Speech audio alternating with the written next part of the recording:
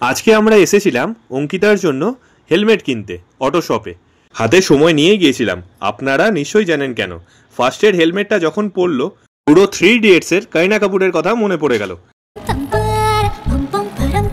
Costume में scooter पर बैठकर मेरे सपनों में आती हो, घूंघट की जगह अपना हेलमेट उठाती हो और मुझे किस करने मेरे पास आती हो।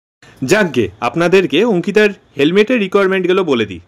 হালকা হতে হবে, ইউনিক হতে হবে, বেশি ডিজাইন যেন না থাকে, বেশি কালারফুল হলে হবে না, চুল পনিটেল করলে যেন হেলমেটটা পরা যায়। अरे कहना क्या चाहते हो?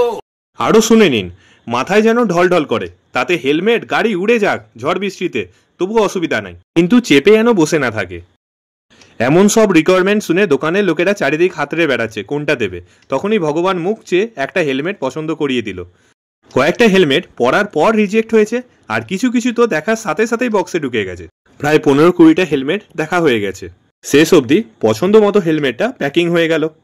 এবার হেলমেটও বুঝবে কার মাথায় চাপছে। এতগুলো তো হেলমেট দেখলেন, আপনারাই বলুন কোন হেলমেটটা অঙ্কিতা কিনেছে, কমেন্ট বক্সে অবশ্যই জানান।